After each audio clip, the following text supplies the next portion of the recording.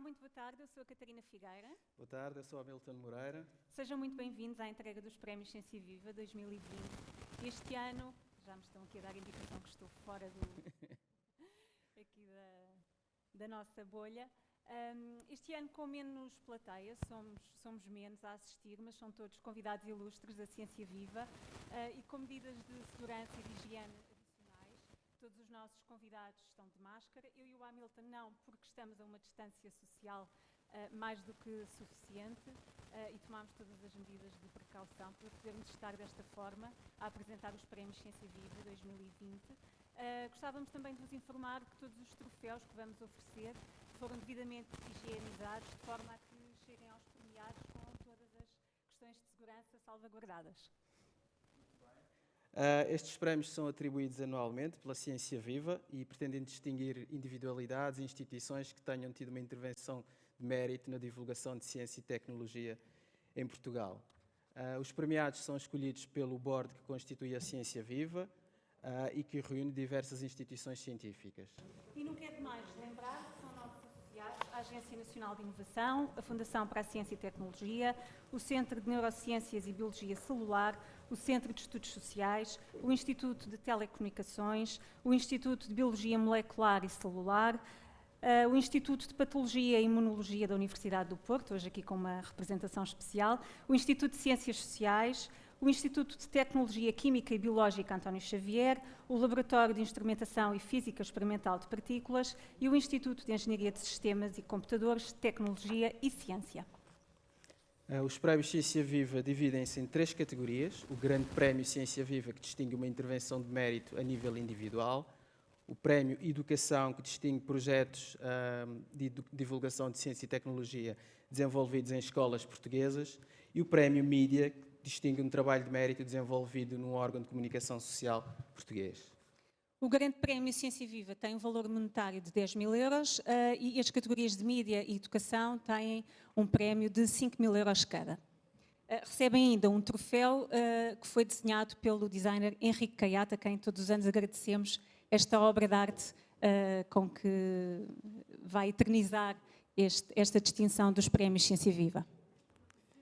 E antes de conhecermos em detalhe os vencedores da edição deste ano, gostaria de chamar ao palco Rosalia Vargas para nos dirigir umas palavras, boas-vindas.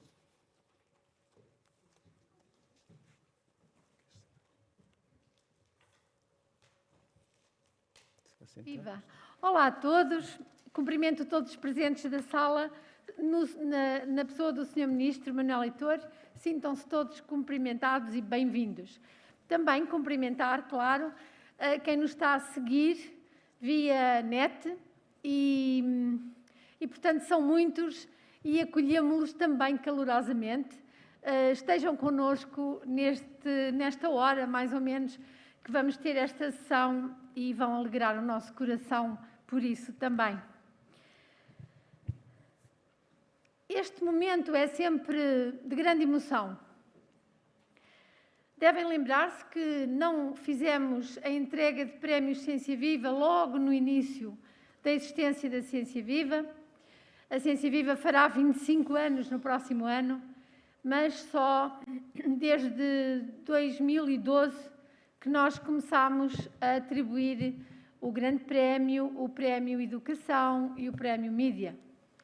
Foi preciso um tempo para nos sentirmos capazes e muito merecedores de dar um prémio, porque quando atribuímos o prémio, quem o recebe honra-nos muito e, portanto, sentimos-nos a partir de certa altura que estávamos em condições de poder dar esse prémio. Agora podem ver o meu sorriso, estou muito feliz e, juntamente com a Ana Noronha, minha colega de direção, que está aqui, e com o Bruno Navarro, que nos está a seguir via streaming. Olá, Bruno. E cumprimentar a equipa Ciência Viva, que é sempre muito alegre, muito animada, muito bem organizada e que adora receber os nossos convidados.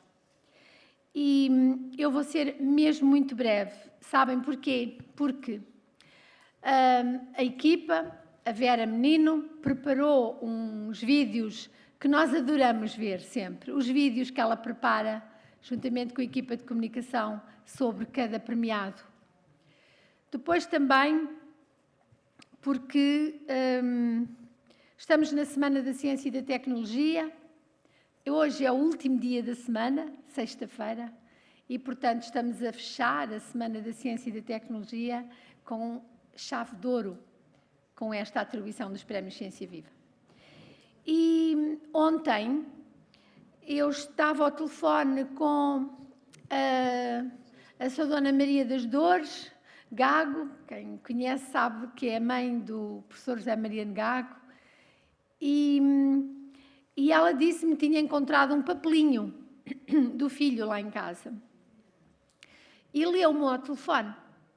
Eu até lhe disse, pois tem que nos dar esse papel, porque nós temos um arquivo recheado de coisas boas e de boas memórias e queremos guardá-lo também. E ela diz, não vai ser difícil encontrar mais, porque parece que este papel não é este, eu escrevi, mas ela irá dar-nos, mas era um papelinho que ele deve ter escrito na sua juventude, aluno do técnico talvez, e o papel diz, só os valores humanos da ciência podem motivar e premiar as novas gerações. Tão simples e tão verdadeiro. Assinado JMG. Deixo esta nota, deixo esta boa memória que nos acompanha e agradeço muito ao nosso Ministro Manel Leitor, que nos ajuda sempre a preservar essa memória e a construir mais futuro. E isso agradecemos-lhe sempre. Obrigada.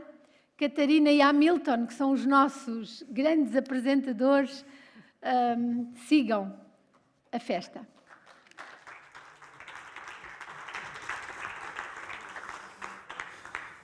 Bom, e sem mais demoras, apresentamos então a primeira categoria, o Prémio Ciência Viva Mídia. E este ano o vencedor é a campanha de Educação para a Saúde 2 minutos para mudar de vida.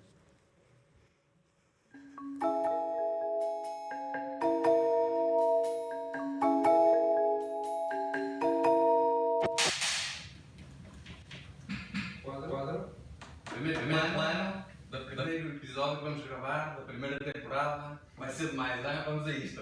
Ação! Bom dia, Dona Natércia. Como está? Bom dia, Dona Natércia. Como está? Ação!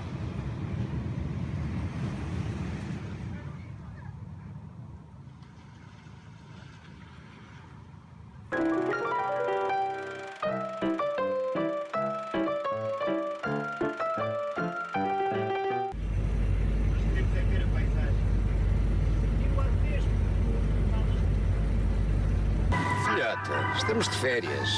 Nós queremos é ver a paisagem. Sentir o ar fresco. E poupar nas portagens. Manuel, cuidado com o braço, senão quando chegarmos vai estar todo queimado. Vocês ainda me davam fraldas? Eu já tinha feito colonoscopia.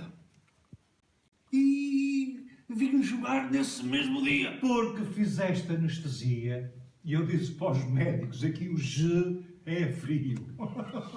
Vocês ainda me davam de fraldas? Eu já tinha feito colonoscopia.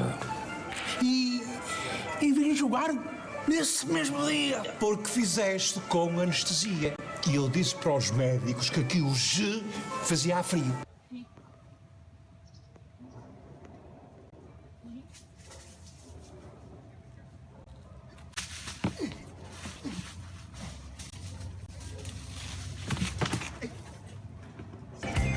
Também é importante fazer exercícios de força 2 vezes por semana. Exercícios como flexões, elevações. Fique connosco 2 minutos, porque há perguntas que não devem ficar sem resposta.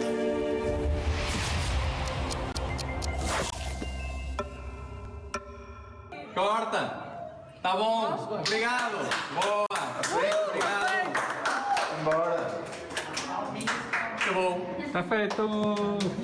Eu estou muito satisfeita porque, além de ser um programa de educação para a saúde, nós fomos mesmo muito felizes a fazê-lo. Portanto, para mim está a ser muito divertido fazer parte, por um lado, e por outro também está a ser um privilégio fazer parte de um projeto com um objetivo tão válido. Este é um projeto mesmo interessante, mesmo diferente.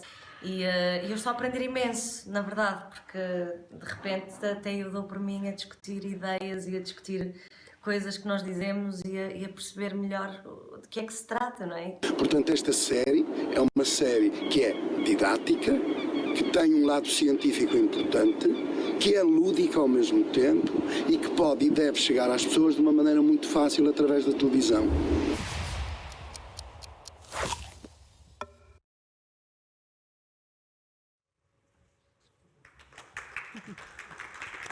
Salva de palmas. Porque há perguntas que não devem ficar sem respostas. É o lema deste projeto, da autoria da Unidade de Prevenção de Cancro do Instituto de Patologia e Imunologia Molecular da Universidade do Porto, IPATIMUP, e do Instituto de Investigação e Inovação em Saúde, o I3S, em parceria com a Fundação Belmiro de Azevedo. 2 minutos para mudar de vida é uma campanha de divulgação de educação para a saúde que promove a mudança de comportamentos individuais para a prevenção do cancro e outras doenças não transmissíveis. Dirigida especialmente a famílias, foi a primeira série de ficção sobre esta temática em Portugal. E os episódios abordaram temas tão diversos, mas tão importantes como a alimentação, o consumo de álcool e de tabaco, o exercício físico e a realização de exames de rastreio, num registro sempre rigoroso, mas informal e muito pautado pelo humor, como podemos ver neste vídeo que a Vera nos preparou. O programa teve uma presença diária na RTP1 em 2019, com a exibição de uma série de 20 episódios, de 4 minutos cada, promovendo a partilha de informação e desafiando o espectador a refletir sobre os seus comportamentos e a ousar a mudança. Foi a primeira vez que um programa sobre saúde foi exibido em horário nobre no Canal 1 da Estação Pública de Televisão, alcançando uma audiência de 3 milhões de espectadores, com uma média de quase 375 mil espectadores por episódio e um share de 8%. Recorrendo a diferentes plataformas, TV, internet, aplicações móveis, redes sociais, 2 minutos para mudar de vida alcançou um público bastante alargado e diversificado.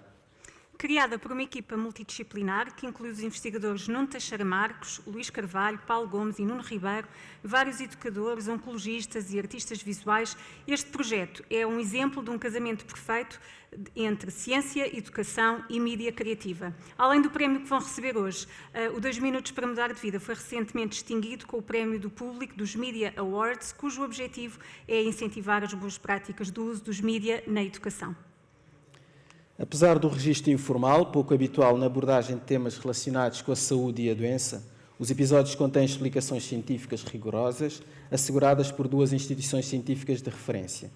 Na fase inicial, contou ainda com o apoio da Fundação Carlos de Gulbenkian, através do programa Inovar em Saúde.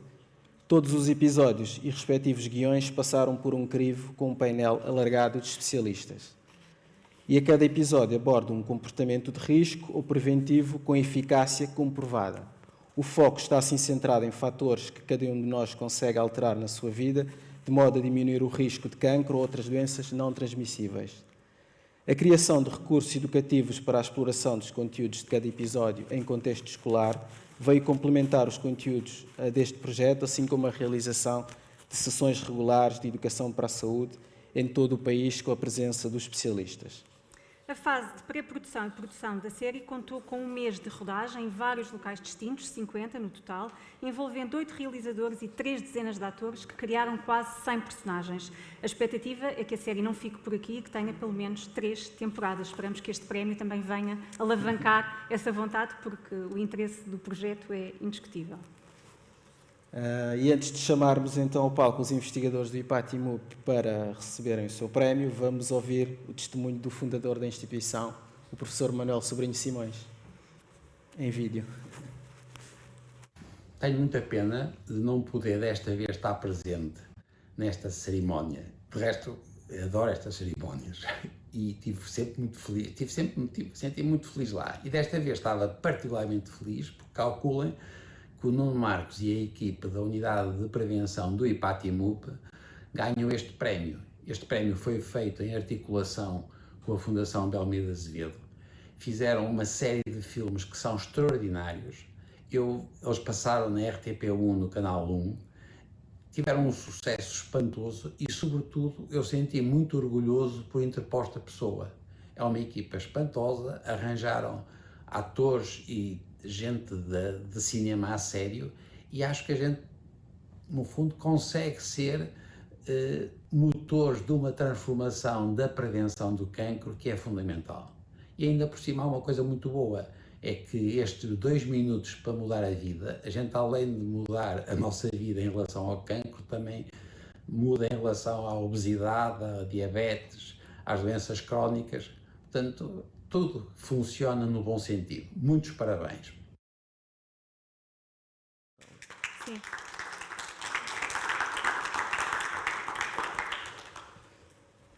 Bom, está na hora de chamar então os nossos premiados. Começava por chamar os investigadores do IPATIMUP, o Nuno Teixeira Marcos, Luís Carvalho, Paulo Gomes e Nuno Ribeiro, assim como a representante da RTP, que deu tempo de antena em horário nobre ao programa 2 Minutos de Ciência, 2 minutos para mudar de vida, peço desculpa, que também estão de parabéns por essa aposta e por isso é com muito gosto que atribuímos o troféu também à Estação Pública de Televisão. Por isso chamo para nos juntar-se aqui a este palco Maria do Carmo Arantes.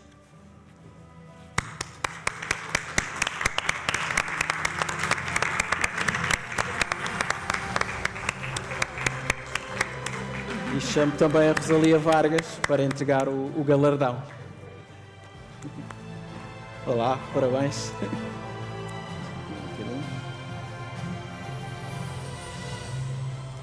São os 2 do meio. Sim.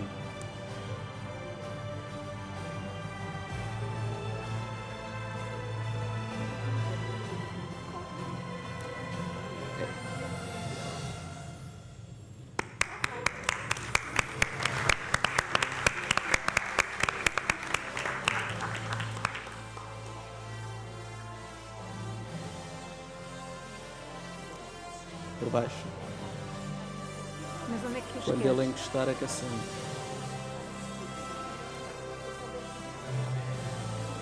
Cheguem-se um bocadinho Pode. para a frente para a fotografia, se faz favor. E para o discurso também. Tem direito a um discurso, cada um.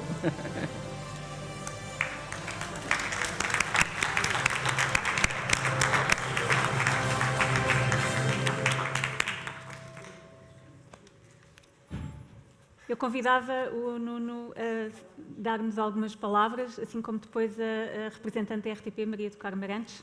Façam favor. Muito boa tarde. Boa tarde a todos os presentes. Eu vou tirar a máscara, como fazem os políticos quando chegam lá. Um agradecimento muito sentido à Ciência Viva. Isto foi uma surpresa muito grande, porque nem sequer foi um prémio a concurso, já concorremos a outros prémios, mas foi uma surpresa, uma coisa muito inesperada. E ainda foi mais inesperado no ano em que estamos, onde tantas instituições focaram os seus esforços, os seus apoios para o combate à Covid, compreensivelmente e bem intencionados, mas é muito bom que aqui o critério tenha sido o critério, eventualmente, do impacto, porque não, queria só, de facto, lembrar, porque às vezes, quer dizer, toda a gente nesta sala sabe, mas lembrar que às vezes as nossas percepções estão distorcidas pelo impacto que as coisas têm no público e por mais trágicos que sejam os números da Covid-19, e não quero ser mal entendido, terá neste ano em todo o mundo causará 1,5 milhão de mortes, que é um número fatídico, mas o cancro causa anualmente quase 10 milhões de mortes por ano. E nós trabalhamos na prevenção de cancro e, portanto, ficamos contentes que esse tema não seja esquecido, não é? Portanto, esta questão circunstancial. Depois, já agora aproveitar, já que tenho o microfone e que ninguém me pode tirar daqui para fazer as queixas do costume, quer dizer que a nossa área da prevenção e da comunicação em saúde tem, de facto, muitos problemas e, concretamente, a área da prevenção, que é sempre muito promovida por toda a gente como sendo fundamental, toda a gente reconhece os méritos, até os ganhos, no que toca a custo-proveito, na gestão das doenças, mas depois na prática vê-se muito poucas campanhas de informação consistentes e sistemáticas. A prevenção tem este problema que parece que tudo funciona contra a prevenção. Quer a nossa sociedade, da maneira como está organizada, que precisa de resultados imediatos, quer até os ciclos políticos, quer até a nossa própria neuroquímica, está muito habituada à recompensa imediata. E a prevenção é algo que só dá resultados passado muitos anos. E até pior do que isso, a prevenção é a ausência de alterações, é a ausência de resultados no limite. E, portanto, é muito necessário que já hajam programas de apoio também a estas áreas, que são muito importantes, e a Ciência Viva vai apoiando a comunicação em saúde e é fundamental, mas, de resto, não há muito mais alternativas e nós gostávamos de poder fazer mais. A colega disse que aproveitar o prémio para fazer mais temporadas era o que nós desejávamos, mas, de facto, lutamos contra este problema de fundo. Dito isto, só de facto falar que há poucas oportunidades na vida para fazer um projeto deste género, onde toda a gente estava, como se diz, on board, com o sentido de missão, a vestir a camisola, sabendo que estamos a fazer uma coisa útil, uma coisa importante, uma coisa criativa, uma coisa que nunca tinha sido feita nestes moldes. Nós até nem conhecemos nenhuma experiência à escala mundial de uso da ficção e do humor para contar histórias, para falar de educação para a saúde. E, portanto, é daquelas situações onde este prémio, de facto, nos deixa sentirmos bem, sentir que cumprimos a nossa missão pela utilidade e porque correu tudo, de facto, muito bem. Por isso, muito obrigado a todos. Eu não sei se os meus colegas também têm a oportunidade. Obrigado à RTP, já agora que está aqui a Maria do Carmo Arantes, que é engraçado, nunca a conheci. Falamos inúmeras vezes por telefone e nunca a tinha visto. E, portanto, também à RTP deixamos um apelo para que possamos continuar nesta parceria e a fazer mais e melhor e continuar a fazer conteúdos deste género. Muito obrigado. Obrigado.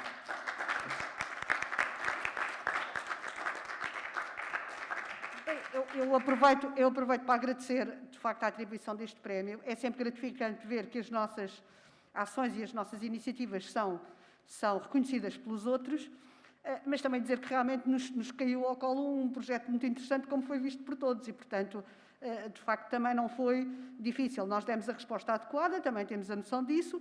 Aliás, como operador de serviço público, é para isso também que existimos, é para, de facto, dar cobertura e apoio a iniciativas deste tipo, dentro, evidentemente, das contingências que todos temos, e a RTP em particular, mas, de qualquer modo, também, como televisão de serviço público, estará sempre, enfim, na linha da frente também, em termos de iniciativas deste género, de cidadania, de educação, enfim, de ajuda a que sejamos uma sociedade mais participada e uma sociedade melhor. Era só isto mesmo que queria dizer e muito obrigada.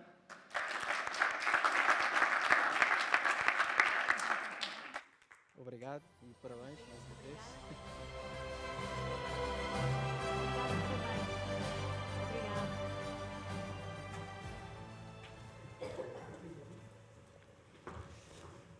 Falemos agora da iniciativa distinguida este ano com o Prémio Ciência Viva e Educação. Trata-se do reconhecimento de uma intervenção educativa de mérito desenvolvida em conjunto pela Associação Ludus, a Sociedade Portuguesa de Matemática e a Associação de Professores de Matemática. Estamos a falar do Campeonato Nacional de Jogos Matemáticos.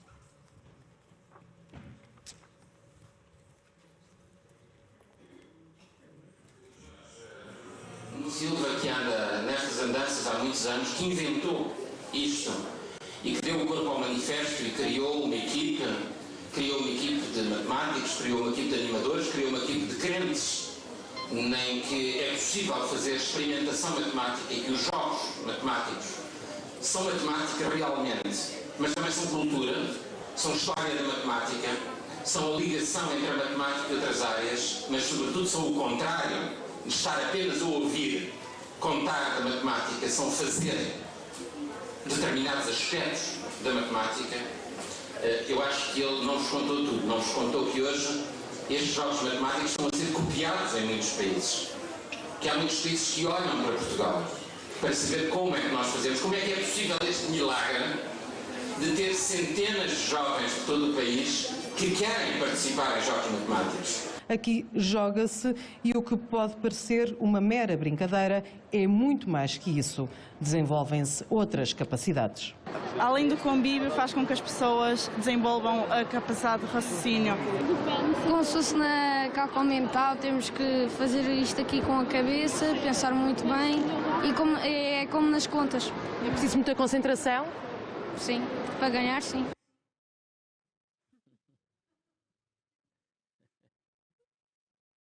Propiciam aos nossos jovens um exercício muito difícil, de um pensamento, motiva um pensamento muito rigoroso, mas também muito criativo. E isso são exatamente as características do pensamento matemático. Nós temos de pensar onde é que vamos pôr as peças para conseguirmos ganhar e não deixarmos o adversário avançar, sim.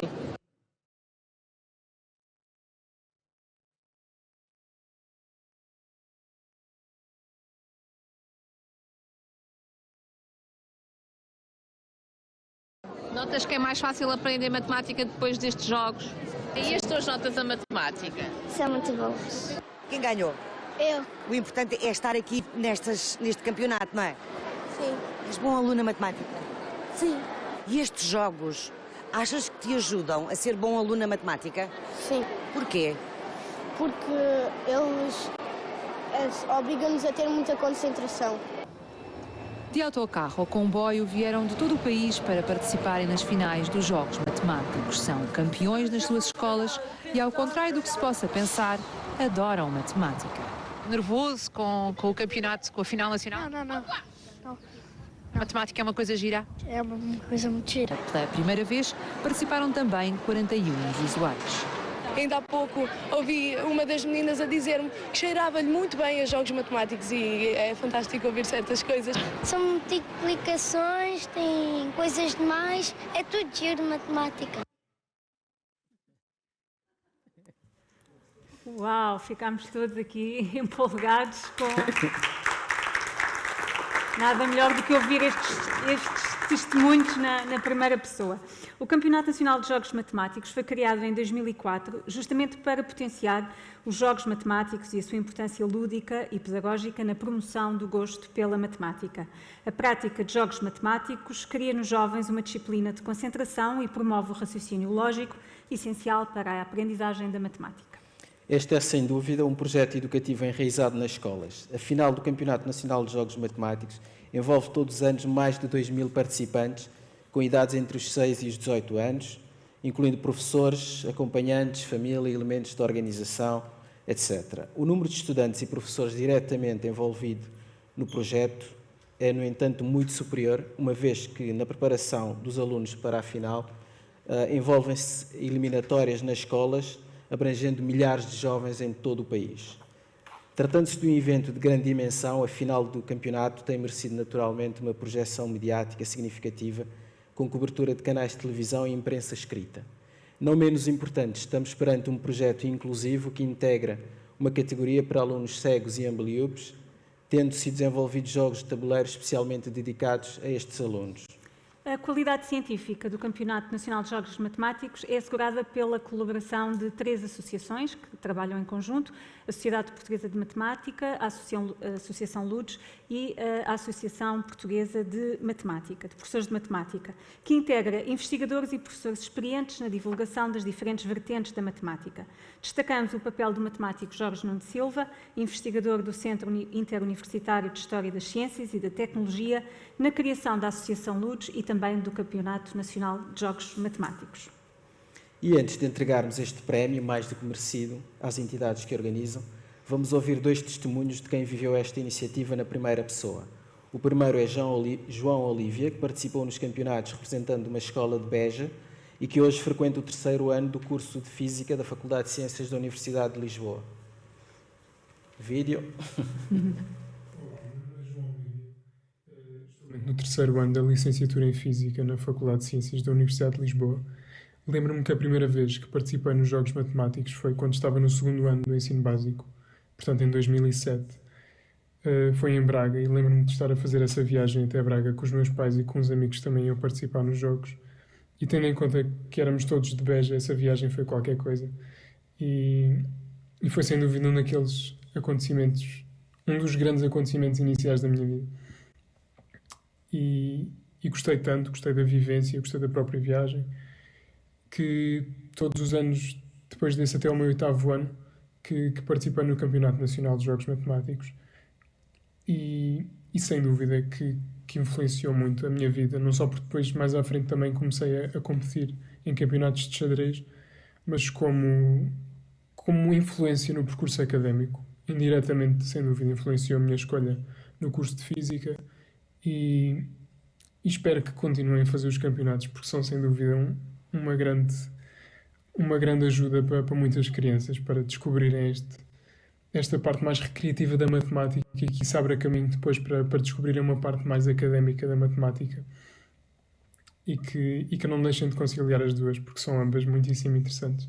E, portanto, queria dar os parabéns à Ludos pelo prémio, queria agradecer também à Ludos por todos os anos a que fui e que gostei tanto. Espero que continuem a organizar os Campeonatos Nacionais de Jogos Matemáticos. Obrigado.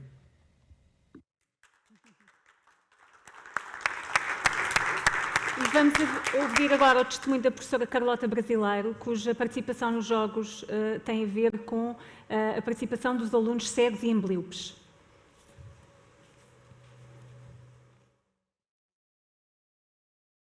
Cegueira tem feito a diferença na vida de muitas crianças e jovens portugueses. Ainda não se falava na educação inclusiva, nem no nosso Decreto-Lei 54, e nós já tínhamos uma competição a nível nacional, uma competição por excelência, não é? Na área dos Jogos Matemáticos e da Matemática Lúdica, o Campeonato Nacional de Jogos Matemáticos, que recebia a participação em pé de igualdade de crianças e jovens com baixa visão e cegueira, não só nas suas escolas através da prática destes jogos, como também na disputa no dia da final por um lugar no pódio. Obviamente que com o passar do tempo esta importância, não é? E os jogos passaram a ser uma constante no processo educativo dos alunos a nível nacional e não só, a nível internacional. Portanto, este tipo de dinâmica foi divulgada também no Instituto Paranense de Cegos em Curitiba, onde ainda hoje praticam jogos matemáticos adaptados à baixa visão e cegueira.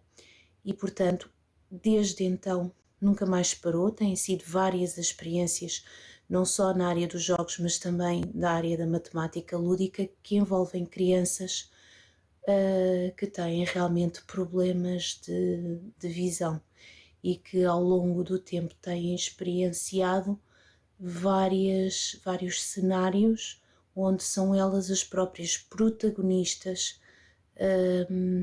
da apresentação de truques matemáticos com magia, por exemplo, ou de outras sessões de divulgação destes jogos.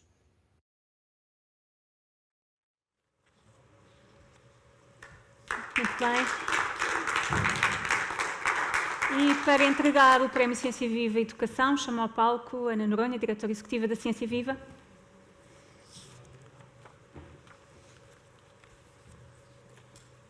E chamaria também, obviamente, para receber o Prémio Ciência Viva e Educação 2020, Jorge Nuno Silva, em representação da Associação Ludos, Lourdes Figueiral, da Associação de Professores de Matemática, João Araújo e Luís Malheiro, em representação da Sociedade Portuguesa de Matemática.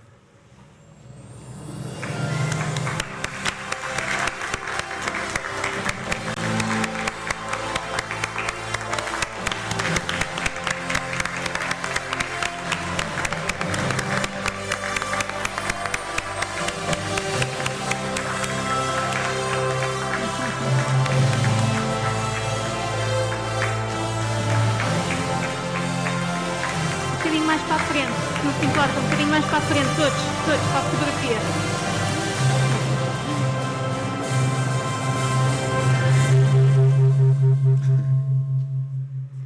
Muito bem. Querem dizer-nos umas palavras? Podem dar ali o nosso púlpito, por favor? Podem, com certeza. Claro. Todos podem dar o vosso testemunho. Ora, muito boa tarde, estou muito contente com este prémio, naturalmente. Gostava só de dizer umas palavras para agradecer às minhas instituições parceiras, naturalmente, SPM e APM, à Ciência Viva, mas principalmente aos participantes ao longo do país e aos professores ao longo do país, sem os quais nada disto funcionava, como puderam ver nas imagens que passaram. O número de participantes anual passa aos 100 mil, não há nada semelhante no sistema educativo português. Já fizemos 15 edições, a primeira foi aqui em 2004, aqui no pavilhão. E nós conseguimos mostrar com esta conjugação de esforços que a matemática se promove não só com temas curriculares, mas também com condutos que promovem o pensamento rigoroso e criativo em termos abstratos. E é fantástico que o consigamos ter feito. Quando no estrangeiro mostro imagens deste campeonato em congressos, as pessoas ficam muito admiradas que nós tenhamos capacidade de realização para fazer isto, como aliás vimos o Ministro Mariano Gago a frisar. E já agora, faço aqui um parênteses, é uma honra especial receber este prémio no auditório José Mariano Gago. O Ministro Mariano Gago apoiou sempre esta iniciativa, não só pela sua simpatia e boa vontade, mas também porque, como nós podemos atestar, ele compreendeu bem desde o princípio a bondade deste projeto. E isso, nós estávamos sempre desejantes de o ver chegar às entregas de prémios da final, a que ele foi muitas vezes, sempre a chegar antes do tempo para poder ainda experienciar um bocado dos trabalhos, e era uma alegria muito grande que nos dava a presença do Ministro Mariano Gago. Por outro lado, gostava de chamar a atenção para um pequeno pormenor. A professora Carlota Brasileiro falou da participação dos cegos e portadores de baixa visão. Nós começamos por fazer essa adaptação e esse trabalho, de que ela é a maior responsável, e de uma maneira que culminou já há uns anos atrás com a participação desses jovens em pé de igualdade. Já não jogam entre eles, não têm uma categoria à parte como tiveram no primeiro ano. Jogam contra os visuais, em pés de igualdade. É uma coisa extraordinária. A professora Carlota Brasileiro é outra pessoa que, digamos, desabrochou neste projeto, que acabou por se doutorar nestes temas de educação especial na Universidade do Minho, de forma muito interessante, de uma forma brilhante.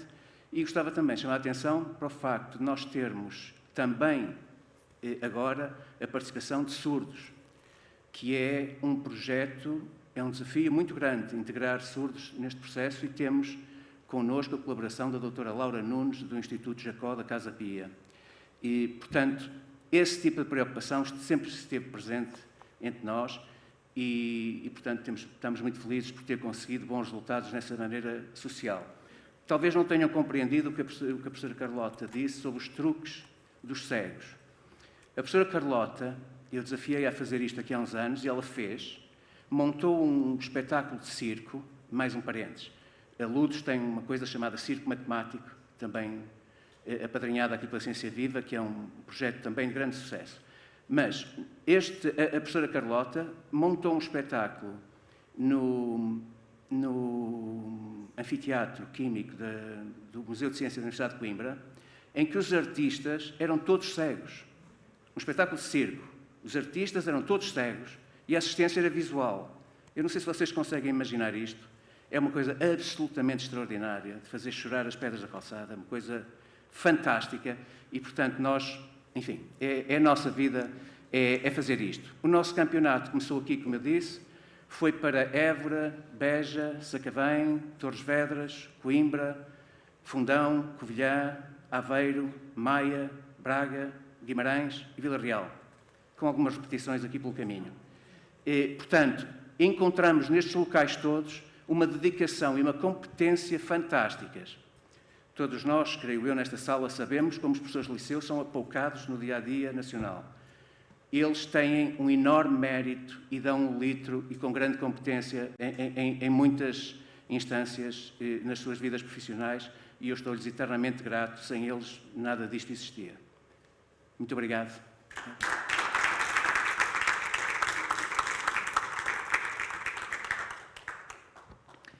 Eu vou simplesmente, para além de agradecer, vou pegar nesta última deixa do Jorge Nuno, que é a participação das escolas e dos professores. De facto, esta é uma realização que tem uma grande visibilidade na sua fase final, mas que tem todo um trabalho com raiz nas escolas, como também já foi dito aqui, e que tem também uma final com um grande apoio das escolas. Eu fico sempre surpreendida, porque vocês podem imaginar todas estas crianças e jovens durante um dia inteiro num determinado local, em que começam todos a jogar, mas depois vão sendo eliminados. E aquilo só termina no fim do dia. E é preciso encontrar atividades e ocupação para todas as equipas e todos os alunos que, desde o primeiro ciclo ao ensino secundário, vão sendo eliminados da competição na fase final e que é preciso não deixá-los ao acaso e continuar a ter atividades com eles. E isto é uma coisa que está nas mãos das escolas, dos locais que nos recebem. Gostava também de fazer aqui esta partilha. E, finalmente, uma observação pessoal que para mim é sempre muito grata. É talvez a atividade nacional em torno da matemática com mais visibilidade, em que as nossas 3 associações convergem de uma forma muito participativa e muito convincente. E isto, para mim, não só é um gosto pessoal, como é certamente também um desafio para convergências a outros níveis. Muito obrigada.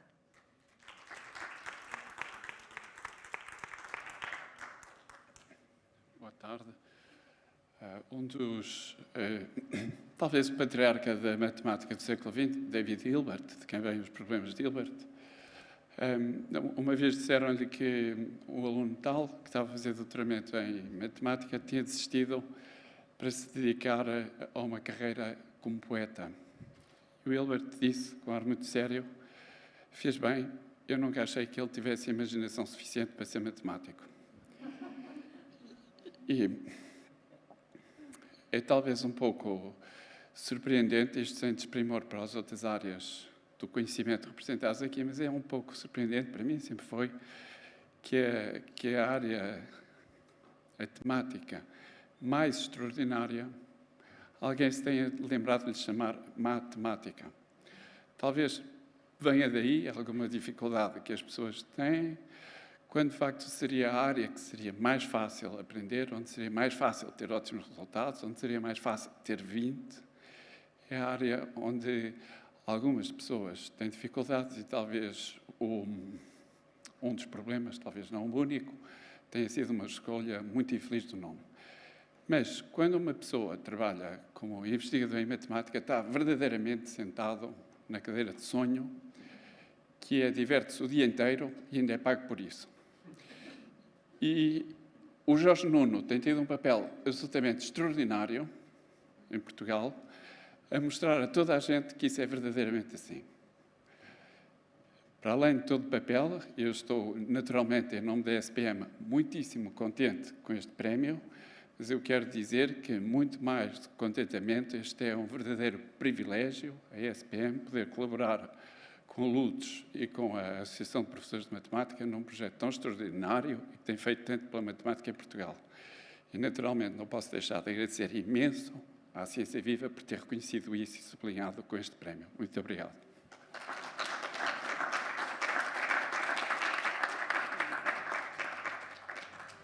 Obrigada a todos. Não sei se querem intervir, não? Então, muito obrigada.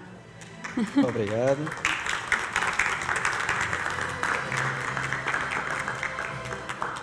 E agora?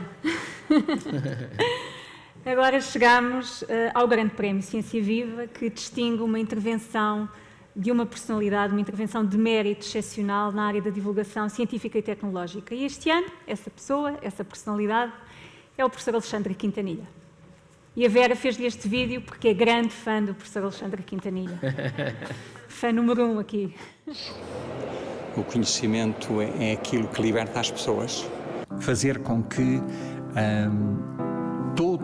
toda a população, todos os cidadãos, fossem cada vez mais seduzidos pela noção de que o conhecimento é fundamental para nós criarmos aquilo que queremos ser e a sociedade em que queremos viver. Quando somos confrontados com qualquer coisa de novo, temos duas formas de reagir. São os dois extremos maiores, que é ou ficamos fascinados e queremos saber mais, ou ficamos muito assustados e não nos queremos aproximar. E eu acho que uma parte daquilo que a educação deve fazer é tentar transmitir a noção de que o que é novo pode ser importante, não é só para os outros que nos apresentam formas novas de estarem no mundo e na vida, mas para nós próprios. Podem nos permitir que nós possamos descobrir coisas sobre nós próprios que não sabíamos. Eu tenho a noção de que tive muita sorte de crescer em África.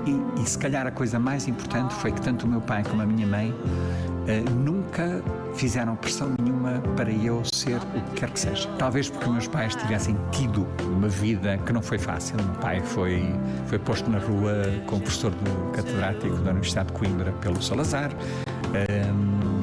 A minha mãe viveu a Primeira Guerra Mundial na Alemanha, porque ela era alemã. Eu queria seguir os meus sonhos, queria seguir a curiosidade que eu tinha. Eu acho que Portugal mudou imenso nos últimos 25 anos, que é o tempo que eu conheço Portugal. Eu nunca vivi cá, eu cresci em África e depois nos Estados Unidos, e estou cá há 20 e tal anos, e percebi ou percebo que o país não tem nada a ver com aquilo que era quando eu cá cheguei. O facto que eu nunca estive diretamente na política, nunca fui deputado, e portanto isto para mim foi uma experiência nova, uma experiência que ainda continua a entusiasmar-me. Considero que tive muita sorte em que fosse convidado para ser cabeça de lista pelo Porto. Eu levanto muito cedo, às 5h30, 6 horas da manhã, e gosto imenso de sair de casa, ir ali à volta de onde eu vivo, beber um sumo de laranja, depois andar a passear um pouco ao pé do mar. Nessa altura ainda os cafés ainda não ligaram as músicas, portanto a gente ouve o mar e ouve as gaivotas e ouve essas coisas todas. O Porto é uma cidade que nos acolheu, a mim e a ele, com muito carinho. O Porto é uma cidade, hoje em dia é uma cidade extraordinária. Nós conhecemos-nos num café Flor, e acho que foi paixão instantânea, não é? Não tem sido muito fácil. Eu acho que cada vez que eu mudei de um continente para outro foi muito difícil.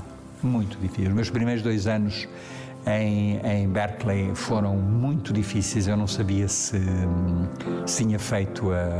tinha tomado a decisão correta. Repare, eu deixei os amigos todos, a família toda muito longe. Mudei completamente de área, eu vinha da física, tive que começar a aprender biologia, não tinha amigos nenhuns, não tinha salário, porque eu cheguei lá, quem é que dá emprego, um doutorado em física, quer matar ratos e fazer investigação. Mas acho que todas estas mudanças foram, se calhar, as mudanças mais importantes da nossa vida. Eu acho que a gente aprende muito com as dificuldades, mais do que com as facilidades. Ao ter que ultrapassar dificuldades, ao ter que conquistar determinadas novos domínios do conhecimento e novos domínios das relações humanas, são desafios em que a gente aprende imenso.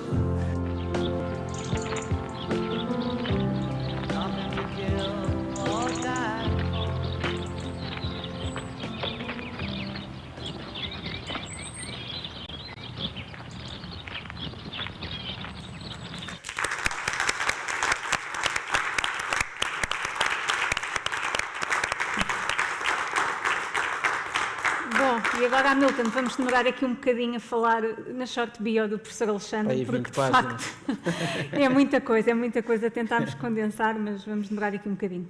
O professor Alexandre Quintanilha nasceu em Maputo e estudou Física Matemática na África do Sul, doutorando-se em Física Teórica em 1972. De seguida, partiu para Berkeley, encontrando na Universidade da Califórnia um ambiente de efervescência intelectual com o qual desde logo se identificou.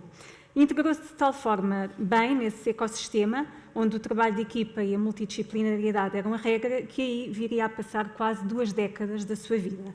Foi também em Berkeley que começou o seu fascínio pela biofísica e pela fisiologia celular, temas que ensinou primeiro na Califórnia e depois em Portugal.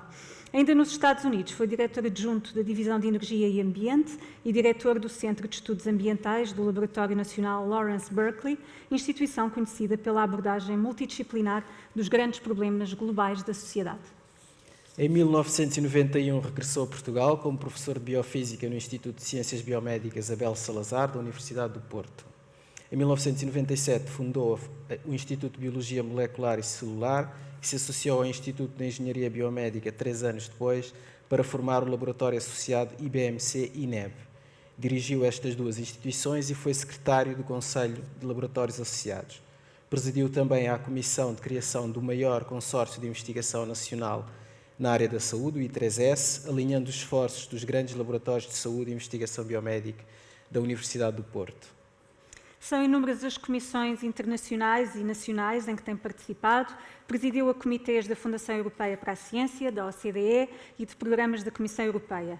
É membro de prestigiadas instituições científicas, como a International Cell Research Organization e a Academia Europeia, e faz parte do Conselho Editorial de prestigiadas revistas científicas internacionais, tendo publicado ele próprio 6 livros e mais de 130 artigos em revistas de elevado impacto. Em 2015, após ter-se jubilado como docente e investigador universitário, entrou na vida política. É deputado na Assembleia da República, onde presidiu a Comissão de Educação e Ciência e integra atualmente a Comissão de Ambiente, Energia e Ordenamento de Território. Em 2019, recebeu o grau de Doutor Honoris Causa, atribuído pela Universidade de Évora, pelo seu extraordinário percurso científico e pelo contributo que deu à ciência em Portugal através da transmissão de conhecimento, investigação científica, formação de outros investigadores e promoção de ciência na educação. Aliás, a área da ciência e sociedade tem sido desde sempre central na atividade de Alexandre Quintanilha. A percepção do risco, a compreensão pública de ciência, os desafios éticos do melhoramento cognitivo são algumas das áreas em que trabalhou, tendo sido coordenador científico do projeto europeu Neuroenhancement Responsible Research and Education, apoiado pela Comissão Europeia. Enquanto secretário do Conselho dos Laboratórios Associados e, mais tarde, presidente da Comissão Parlamentar de Educação e Ciência, conduziu os Cafés de Ciência na Assembleia da República, uma iniciativa conjunta com a Ciência Viva, com o objetivo de promover o diálogo entre cientistas e políticos e a ligação entre a decisão política e o conhecimento científico sobre temas atuais que afetam a sociedade. Integrou o Conselho Nacional da Procriação Medicamente Assistida e presidiu a Comissão de Ética para a Investigação Clínica. Presença habitual na comunicação social, Alexandre Quintanilha nunca hesitou em tomar posições em temas fraturantes, como a despenalização do aborto ou a procriação medicamente assistida, apresentando argumentos baseados no conhecimento científico e sempre com grande coragem e frontalidade. Figura pública respeitada no nosso país e em todo o mundo, encontramos-lo como orador convidado nas prestigiadas Gordon Research Conferences, mas também em escolas, universidades e centros comunitários, partilhando sempre com grande generosidade o seu conhecimento. Convidamos a darem-nos um testemunho algumas personalidades que ao longo da sua vida se têm cruzado com o professor Alexandre Quintanilha e que são unânimes no reconhecimento das suas qualidades profissionais e humanas. Vamos ouvir os seus testemunhos, começando pelo primeiro Grande Prémio Ciência Viva, Guilherme Valente, editor da Gradiva, que agora se junta a nós via Zoom. Boa tarde, professor. Boa tarde. Obrigada pela sua disponibilidade em se juntar a nós em direto nesta cerimónia. Muito obrigado, boa tarde a todos, boa tarde a Milton, boa tarde Catarina. Eu queria muito estar aí, mas até tenho medo que esta praga terrível se propague pela internet. Noto que esta minha suave paranoia realmente não me deixa estar aí. Eu queria muito estar aí com todos vós. Queria estar aí, sobretudo, pelo nosso amigo Alexandre Quintanilha. Porque queria e devia, porque o Alexandre Quintanilha esteve comigo nesse dia inesquecível em que eu fui também honrado com o primeiro Grande Prémio Ciência Viva. O dia em que o último abraço do José Mariano Gago me ficou para sempre colado à alma. José Mariano Gago foi o melhor de todos nós neste combate pela cultura científica. Combate pelo espírito científico, pela ciência, a única verdadeira barreira ao obscurantismo que volta a ameaçar o mundo. Ciência cujos valores humanos devem, por isso, ser cada vez mais um desafio para os nossos jovens, como a A minha amiga Rosália referiu num pequeno papel que o Mariano Gago escreveu e guardou. E é por isso, porque devem ser um grande desafio para os nossos jovens, que o José Mariano Gago nos legou este Ciência Viva. Há muito que este prémio esperava pelo Alexandre Quintanilha. Sentimos-lo, aliás, sempre presente connosco. Felicito e felicito-me pela sua chegada formal a esta Liga dos Cavalheiros Extraordinários. Saúdo todos os amigos distinguidos com este prémio, aí presentes ou ausentes. Abraço afetuosamente a Rosália, a Rosalia, os amigos infatigáveis da Ciência Viva, aí convosco pelo país todo. Saúdo todos os presentes. E porque já tenho 135 anos de idade e temo esta praga, que a ciência vencerá, deixo-vos um pedido.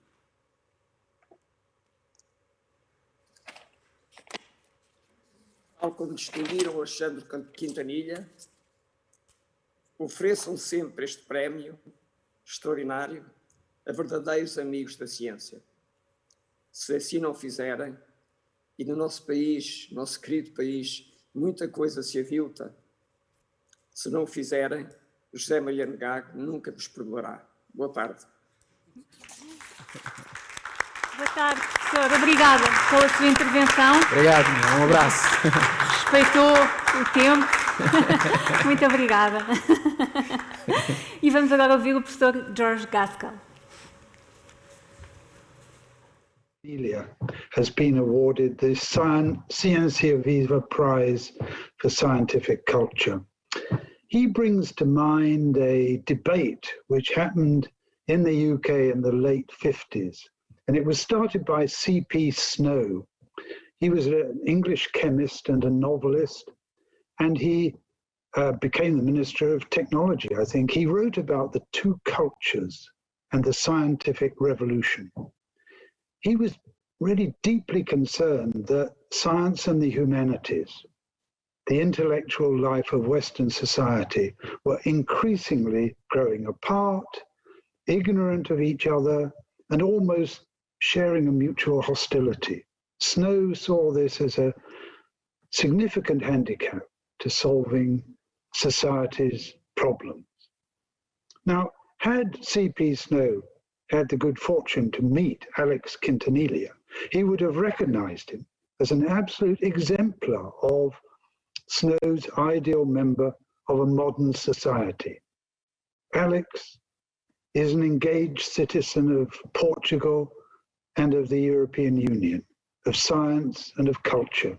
His professional commitments span politics, research policy, the biological sciences, medical ethics, and he combines that with a consuming passion for literature and the arts.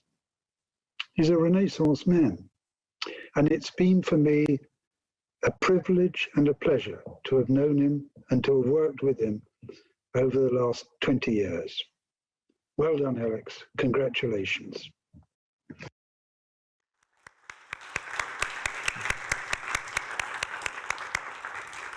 Vamos ouvir agora outro testemunho de Maria Stretch, também em vídeo.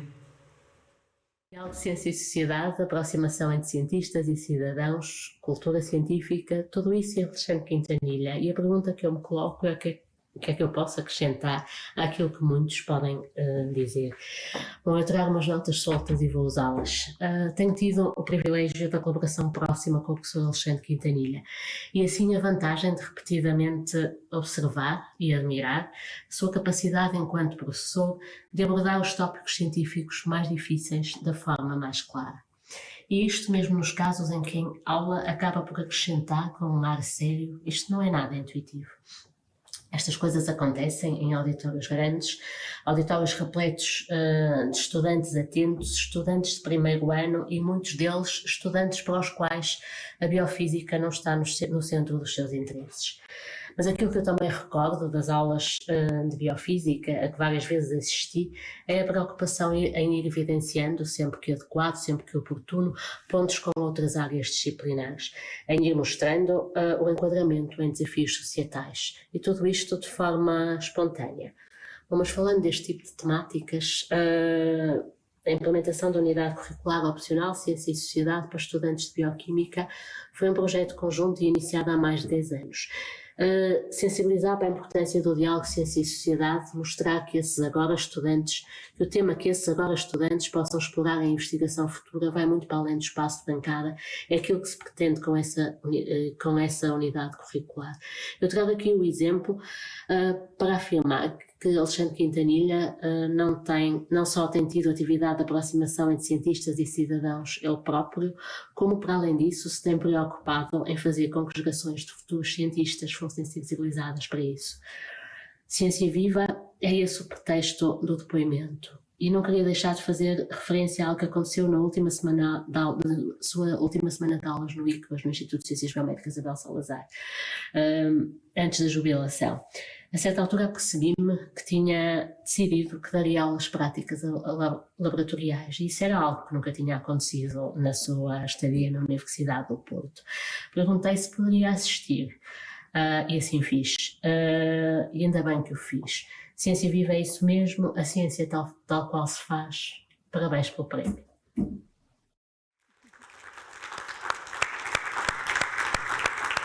Vamos agora ouvir o testemunho de Margarida Oliveira.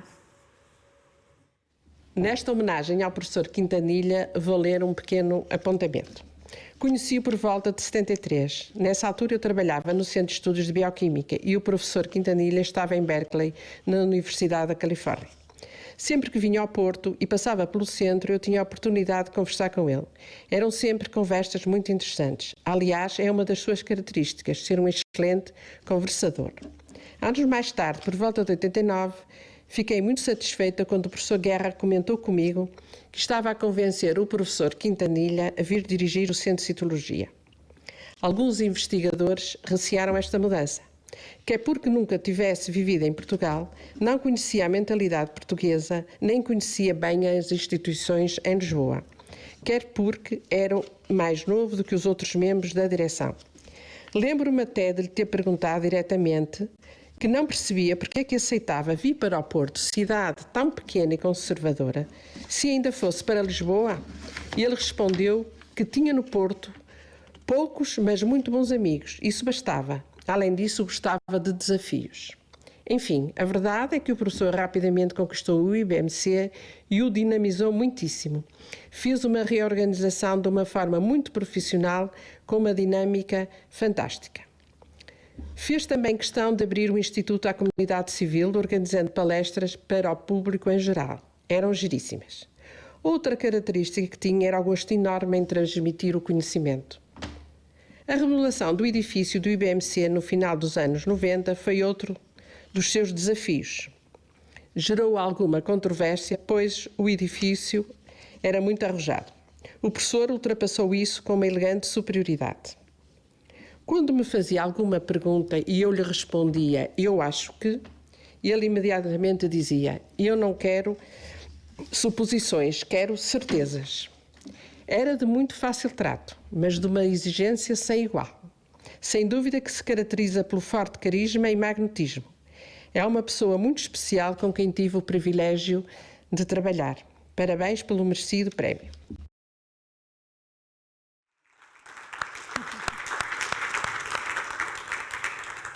O próximo testemunho é de Júlio Burlito Santos, do IBMC. Antes de mais, parabéns ao professor Quintanilha por este merecido prémio e, em segundo, vamos tentar responder ao desafio de Ciência Viva, que é falar sobre o professor Quintanilha num minuto e meio, tarefa que, convenhamos, bastante difícil. Eu conheci o professor Quintanilha pouco depois dele ter vindo para Portugal. Eu trabalhava num laboratório ao lado do gabinete dele e Lembro-me daquela personagem mítica, pelo menos para nós jovens, era uma personagem mítica que volta e meia aparecia no laboratório e fazia-nos perguntas de ciência, perguntas sobre coisas comuns, queria saber como estavam a ocorrer as coisas. E ele fazia essas perguntas a nós jovens, às pessoas mais velhas, aos investigadores mais séniores, e isto era natural nele, conversar, querer saber ideias, partilhar. Mais tarde eu voltei para o Instituto para trabalhar precisamente com ele em comunicação de ciência e hoje posso afirmar que foi das pessoas com quem mais aprendi durante toda a minha vida. E aprendi com prazer e através de vários desafios. Com prazer, porque é um prazer trabalhar com o professor Quintanilha nesta área. Segundo, através de desafios. O primeiro foi encontrarmos um horário comum em que estivéssemos ambos funcionais. Eu não sei se sabem, mas o professor Quintanilha começa a trabalhar às 5 da manhã e eu nem por isso. Desafios, porque ele sempre nos desafiou a fazer novos projetos, novas ideias e sempre os alimentou. Sempre disse, força, vamos a isso. Eu acho que ele só me disse um não em toda a minha vida. De resto foi, excelente ideia, vamos para a frente, o que é que precisas de mim para fazer isso? Mas certamente que aquilo que as pessoas mais reconhecem no professor Quintanilha é a capacidade de comunicar. É a capacidade de comunicar para grandes plateias, grandes audiências. Numa mesa de café ele encanta. E encanta com assuntos de ciência. Eu recordo-me de uma situação em particular que foi numa inauguração de uma exposição de peso que nós uma vez montamos.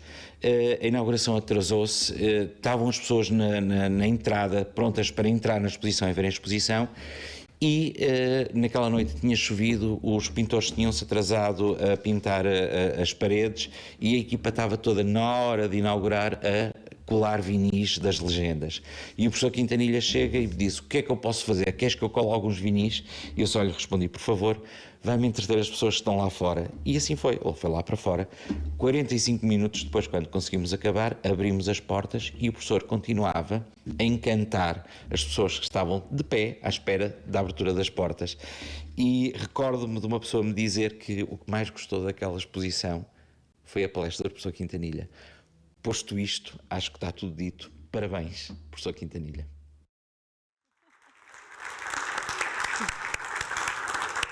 Muito bom, muito bom.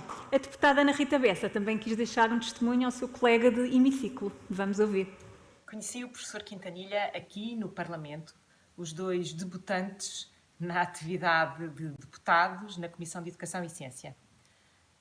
Tivemos os dois uma curva de aprendizagem grande, e tal como a ciência tem como objetivo desbravar o desconhecido, também os nossos primeiros tempos tiveram como objetivo desbravar a nova linguagem parlamentar, os ritos próprios desta casa, sempre com o objetivo comum entre os dois, embora com orientações diferentes, mas com o mesmo objetivo de servir bem a causa pública, de nos entregarmos inteiramente àquilo que era o nosso papel. Aprendi muito com o professor Quintanilha, com a sua arte graciosa de levar as pessoas a sítios de harmonia, a discussões proveitosas, à procura de sentido crítico para as coisas, à construção de pontes entre as várias visões diferentes, ao encantamento com aquilo que cada um traz seu, único, à construção do mundo, ao progresso das coisas. Porque aprendi tudo isso com as muitas horas passadas com o professor Quintanilha na Comissão de Educação, tensas e humorísticas. Por toda essa proximidade que muito agradeço, reconheço o enorme sentido que faz atribuir este prémio, ao qual me associo com um enorme abraço que agora nos está mais difícil de dar, de parabéns. Sentidos e com o gosto enorme de poder ter feito parte de um bocadinho deste seu caminho.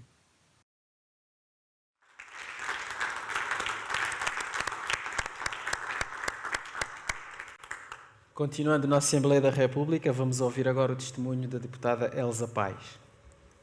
Falar do Alexandre Quintanilha é falar de uma pessoa que está à frente do seu tempo e que olha com grande humildade a grandeza do conhecimento. Quando lhe liguei para o felicitar sobre o prémio Ciência Viva, ele disse-me, Elsa, é tão interessante a gente ser premiada quando faz uma coisa que gosta de fazer. Isso diz tudo desse grande ser humano com quem tenho o privilégio de partilhar cotidianos políticos, de ir bebendo um pouco do seu saber nas diversas conversas que cotidianamente vamos tendo por este Parlamento. Foi um privilégio ter o Alexandre Quintanilha como presidente desta nobre Comissão de Educação e Ciência que Alexandre projetou no campo internacional.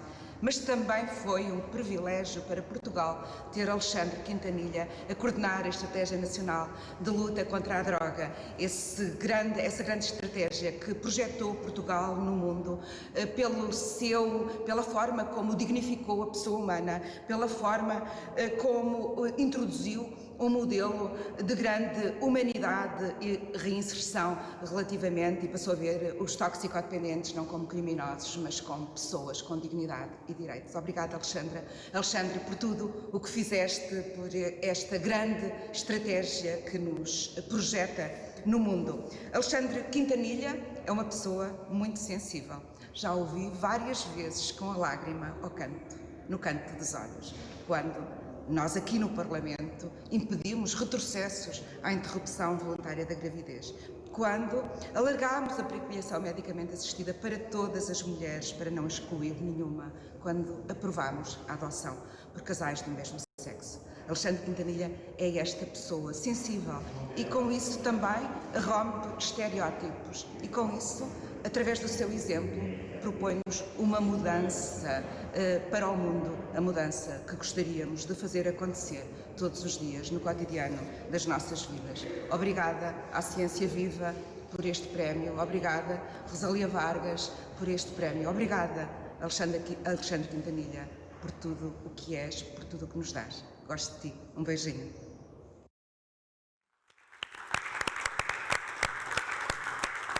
Obrigada à doutora Elsa Paes, que além do vídeo está aqui presente connosco. Muito obrigada por ter vindo.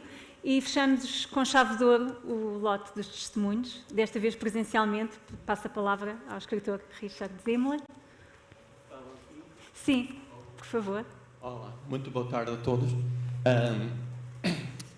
Em geral, afasto-me da vida pública e da vida científica do Alexandre, porque eu acho que é fundamental ter uma separação entre a vida privada e a vida pública para a nossa proteção. E também, logo a seguir a nossa mudança para Portugal, eu percebi que a minha própria presença e existência podia prejudicar a carreira dele e, obviamente, eu não queria fazer isso. Felizmente, o país mudou muito nos últimos 30 anos e já não me sinto um perigo para a carreira deles. Eu não quero falar muito, só quero dizer o seguinte. Agradeço imenso esta cerimónia presencial. Eu acho que é ótimo, obviamente, receber um prémio, mas é um pouco triste quando não possamos receber da presença dos nossos amigos e colegas. Faz uma diferença enorme partilhar uma boa nova com as pessoas que valorizam o nosso trabalho. E eu sei que vamos ficar, ele e eu, com excelentes memórias desta cerimónia, e eu agradeço imenso. Última coisa, logo a seguir a notícia deste prémio, eu coloquei um post no Facebook sobre isto, e centenas de pessoas me escreveram a dar parabéns ao Alexandre, eu agradeço isso, e várias pessoas me escreveram a dizer que eu devia ser muito orgulhoso, e sou de facto muito orgulhoso, mas para mim não é nada de novo, porque orgulho-me dele há 42 anos, todos os dias. Muito obrigado.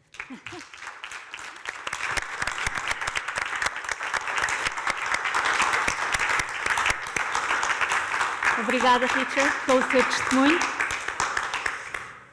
E para entregar o grande prémio Ciência Viva, chamo então ao palco o Sr. Ministro da Ciência, Tecnologia e Ensino Superior, Manuel Leitor. Se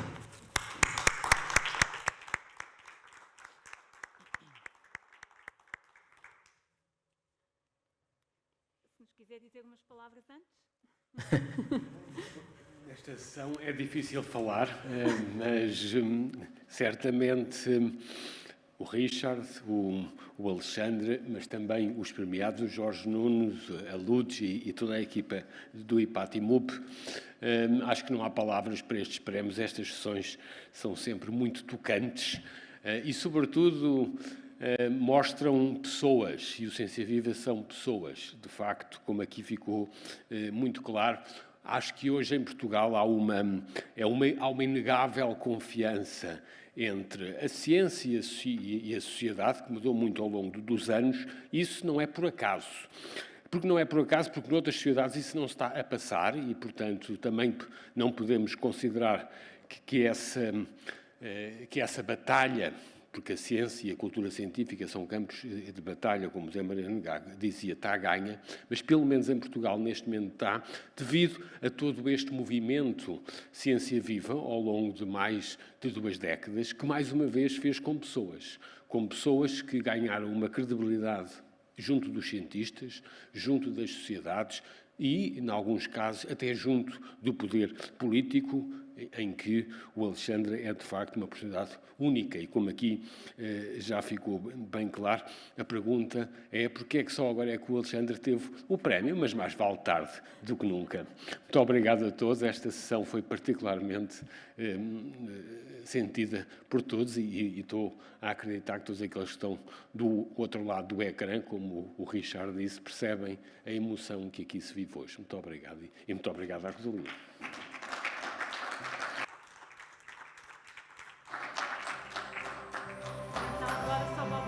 Professor Alexandre Quintanilha, uma salva de palmas.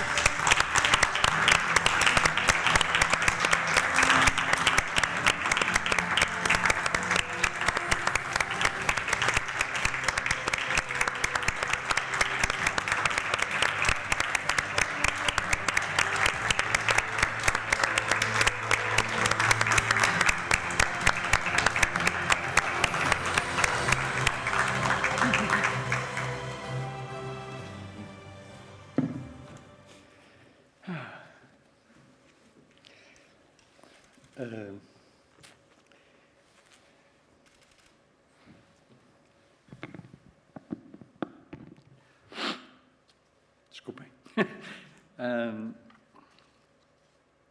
É difícil encontrar algumas palavras para vos dizer, mas queria de uma forma relativamente breve dizer-vos o que sinto em relação a este prémio e também dar um pouco a noção da ideia de que isto também faz parte daquilo que foi 75 anos da minha vida.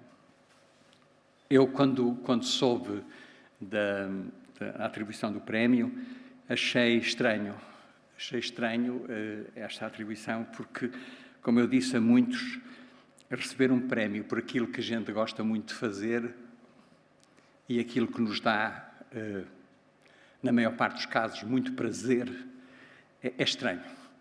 Isto deve ser um pouco aquela moral que a gente carrega connosco de que tudo o que dá prazer ou é proibido, ou é pecado, ou faz mal. E, portanto, eu senti um pouco essa ideia por trás. Porque é que eu estou a receber um prémio por um trabalho que sempre me deu imenso gosto e prazer. Queria agradecer aos anteriores premiados, ao Jorge Paiva, ao António Galopim e ao Guilherme Valente, estarem aqui comigo hoje. É para mim uma grande satisfação saber que me junto a eles também nesta trajetória. E dizer-vos, fazer uma muito pequenina e curta história sobre porque é que isto ainda hoje é importante para mim, porque é que a ideia de divulgar o conhecimento, estimular a curiosidade e a imaginação em todos os domínios é fundamental e cada vez mais fundamental numa altura em que muitas democracias estão frágeis e estão a ficar mais frágeis no processo. E, portanto, a ideia de que nós temos que fazer tudo para poder voltar a fortalecer aquilo pelo qual nós lutamos durante tantos séculos, tantas décadas, para construir, para mim, continua a ser, provavelmente, o objetivo mais importante dos dias de hoje. Isto é uma história de uma vida, da minha vida.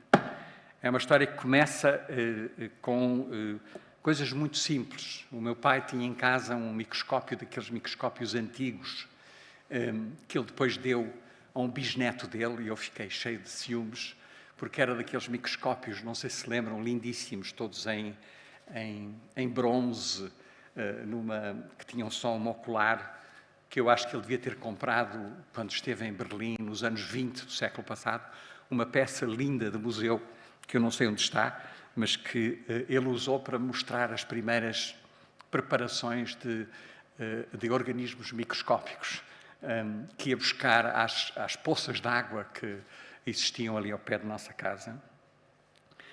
Depois o fascínio com a matemática, eu confesso que sempre achei a trigonometria uma das áreas mais elegantes da matemática. As substituições trigonométricas, achei aquilo sempre uma coisa fascinante, o cálculo, a mesma coisa. Depois uma visita também inesperada, porque chegou um professor novo, a Lourenço Marques, um professor de Biologia. Eu era um mau aluno no liceu. Eu passava com 10, 9,5, 10,5, 11. E no 5º ano, que agora acho que corresponde ao 9º ano, chegou um professor um bocado corrido politicamente de Coimbra, e que resolveu levar-nos à Ilha da Inhaca para ver os mangais, que era um ecossistema absolutamente extraordinário, e a barreira de corais que ali existia. E, de repente, esse mundo desconhecido passou a fascinar-me, e eu lembro-me que no 2º trimestre do 5º ano tive 14, que era uma nota que eu nunca tinha tido, e no último trimestre tive 19, e o meu pai achou que estava lá um a mais, e, portanto, foi ver se a pauta estava certa ou não, mas foi tudo por causa, obviamente, desta pessoa. E que a disciplina que eu mais adorei em todo o liceu foi a geometria descritiva, também pela elegância daquilo que era possível fazer, em imaginar coisas em 3 dimensões, fazendo em 2. Tive um 20 de geometria descritiva, uma nota absolutamente única. Eu acho que naquele ano, em todo o Império, só houve um 20, e era o meu no processo. Depois lembro-me também de ter, aos 12 anos, visitado o Museu da Descoberta, o Musée de la Découverte, em Paris, e há 2 coisas que eu nunca me hei de esquecer. Uma é uma abóboda que existia, ainda lá estava, eles agora estão em construção, que tinha o número π com 707 decimais, assim em espiral, e eu fiquei, aquela ideia de que aquilo não tinha só 707, teria um número que a gente quisesse, mas nunca mais me esqueci, e há 2 ou 3 anos voltámos lá, eu e o Richard, e eu fui levá-lo à sala para ele ver que não era mentira, que havia o π com 707 algarismos no teto, e as experiências de óptica que eles permitiam fazer. Portanto, estamos a falar, isto foi há 63 anos, mais ou menos, portanto, há muito tempo, e ver as experiências de eletromagnetismo, brincar com magnetos para produzir eletricidade, e usar eletricidade para produzir campos magnéticos. Depois, na universidade, perceber que todo o eletromagnetismo se resume a 4 equações lindíssimas, quase que simétricas umas das outras. Isto foi tudo deslumbrante.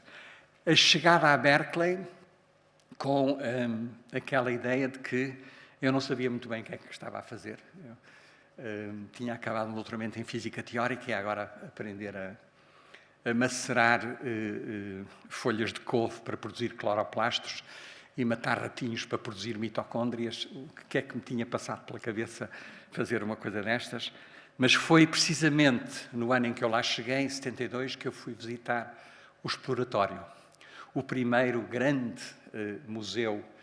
Não era bem, ele não chamou-lhe museu, porque queria que fosse outra coisa. Que o Frank Oppenheimer, o irmão do Robert, que tinha sido corrido da sua cátedra de professor catedrático pelo McCarthy, na era das perseguições pelos atos não americanos e que tinha passado 10 anos a fazer jardinagem numa quinta que tinha no Colorado e que construiu aquele centro que serviu de inspiração, eu penso que até ao Zé Mariano, porque ele mencionava isso muitas vezes, mas também pessoas como o Glenn Seaborg, que construiu um museu semelhante sobre a matemática no topo da colina, o casal Diamond, muitos de vocês conhecem o Jared Diamond, que escreveu uma série de livros muito conhecidos, mas a mulher dele, a Marian Diamond, era minha colega no departamento, e perceber o envolvimento enorme que ela teve em atrair pessoas nesta coisa da divulgação da própria ciência. Começámos também, eu não vou ser muito longo, mas gostava de contar um bocadinho esta história. Começámos também uma série de estágios para alunos do liceu, vindos de várias partes dos Estados Unidos. A primeira colaboração foi com alunos de Puerto Rico, que vinham passar 2 ou 3 semanas connosco. Depois com Jackson, que era uma das antigas universidades para coloreds, Black Universities, nos Estados Unidos. E, finalmente, um projeto que me deu imenso gosto, que foi receber em Berkeley 58 alunos, um de cada estado americano e um de cada 8 países europeus, que iam passar 2 semanas a conhecer os investigadores de Berkeley e os trabalhos que estavam a fazer durante 2 semanas. Estes alunos eram escolhidos individualmente pelas pessoas que tinham essa responsabilidade e foi uma experiência que eu nunca mais me esqueci.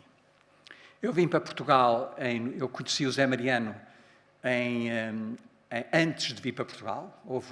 Acho que houve uma reunião em Troia, em 88, 89, já não me lembro, e foi lá que eu conheci o Zé Mariano, e foi provavelmente também esse conhecimento que finalmente, quando eu estava na dúvida se devia vir ou não, me fez pensar que era uma boa escolha. Mas foi difícil.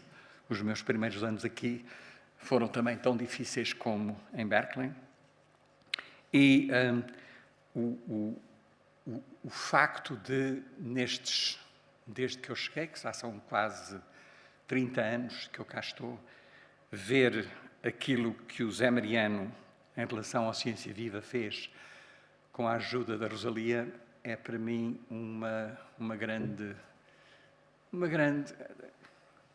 muito prazer também perceber que isso aconteceu, foi possível e que eu também pude contribuir um pouco para o crescimento e para o desenvolvimento de todo este mundo dedicado à divulgação do conhecimento. E eu quero enfatizar que é a divulgação do conhecimento em todos os domínios, desde a jardinagem ou da cozinha até à física teórica, à filosofia, à sociologia e por essas áreas todas. Fiquei muito comovido com aquilo que nós ouvimos. Exageram sempre quando falam de pessoas de quem gostam, imagino eu.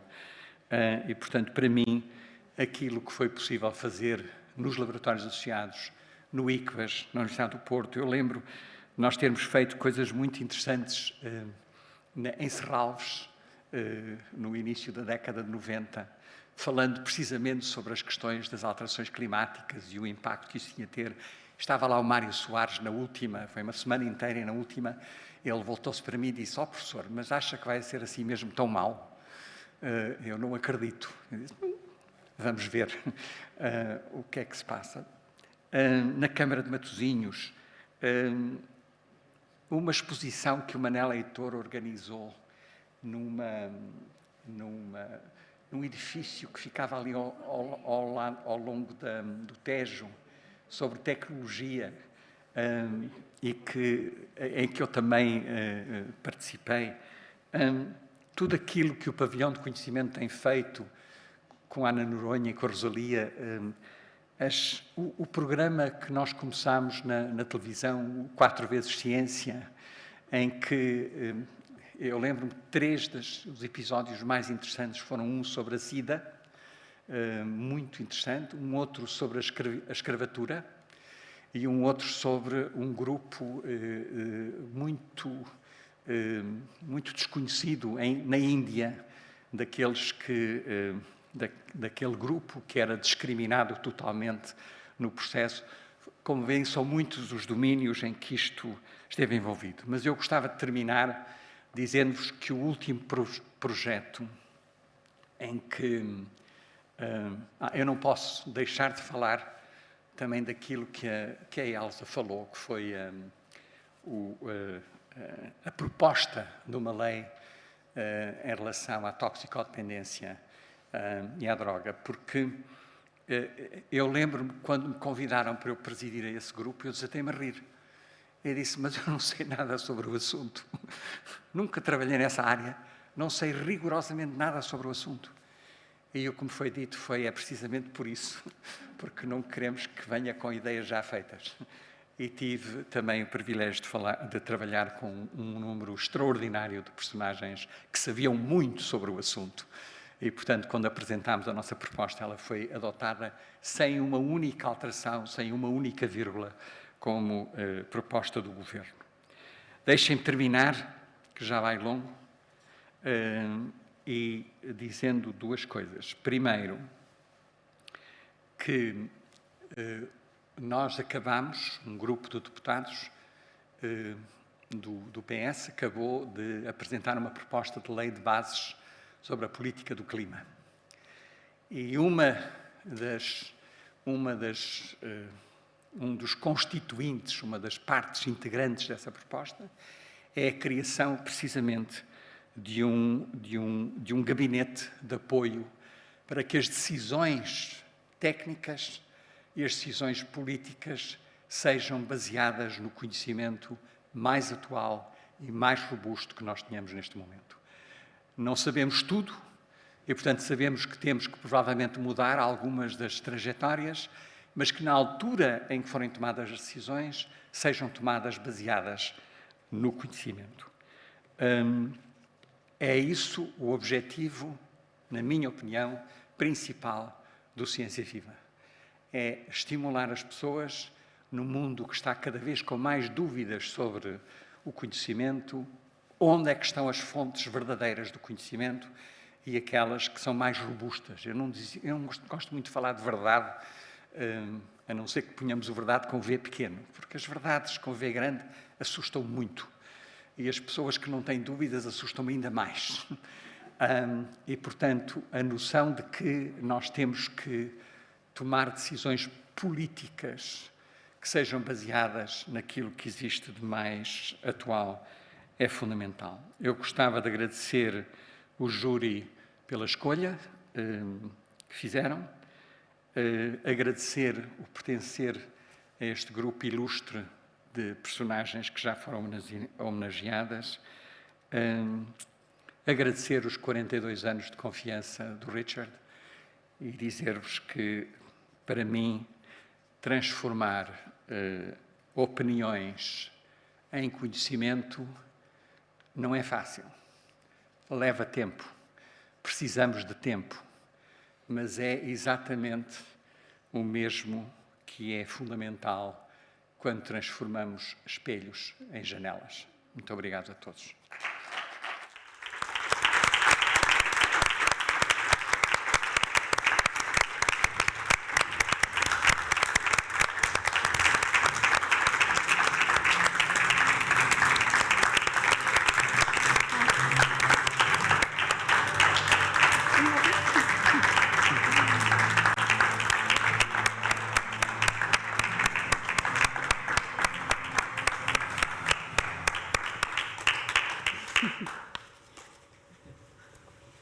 Professor Quintanilha, parabéns mais uma vez e obrigado por esta sessão de partilha e, repetindo as palavras do Ministro, de facto foi uma sessão tocante e que nos comoveu a todos. Portanto, parabéns a si e a todos os premiados e estão-se entregues os prémios Ciência Viva deste ano. Obrigado a todos pela vossa participação, pela vossa presença e Voltamos até para o ano. Até lá.